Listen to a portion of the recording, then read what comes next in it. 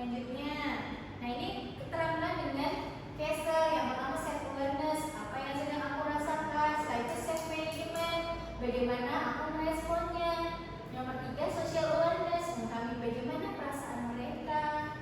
Nomor 4 relationship skill, bagaimana aku menyampaikannya. Nomor 5 responsible decision making, apa pilihan terbaik dan konsekuensinya. Kita akan belajar ini di tahapan tadi. Setelah itu kita akan belajar juga take stop. Ketika emosi datang, kita berikan jeda sebelum bertindak. Stop, berhenti sejenak sebelum bertindak. Setelah itu take a breath, tarik nafas perlahan agar tubuh tenang.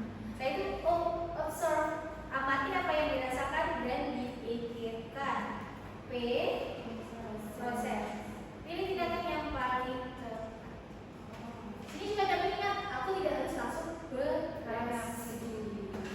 Nah itu, ini adalah latihan praktik brainstorm.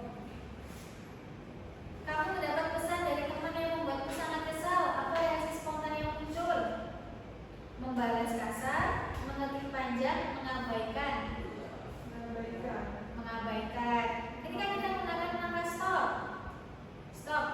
Yang pertama, tahan jempolmu. Jangan menekan tombol kirim. Tarik nafas 3 kali. Setelah itu buang lagi. Kok nggak dibuang, Bu? Iya. Kita tarik nafas otomatis kebuang kok. Jangan ditahan lama. Nanti lain lama dulu. Aku sedang marah, tapi pembalasan ini akan memburuk situasi atau tidak. Setelah itu pilih responnya. Langkah terbaik setelahnya. Nih, perasaanku tidak sama dengan perasaan orang lain. Ini ada empati. Coba lihat sudut pandang. Bagaimana caraku menyampaikan perasaan? Menyerang, menyalahkan, memendam. Padahal sebenarnya ini bisa digunakan dengan komunikasi asertif. Apa itu, Bu? Komunikasi dengan cara saya merasa emosinya apa, saya itu ketika apa situasinya, dan saya berharap apa. Jangan nih, aku merasa kecewa karena dibatalkan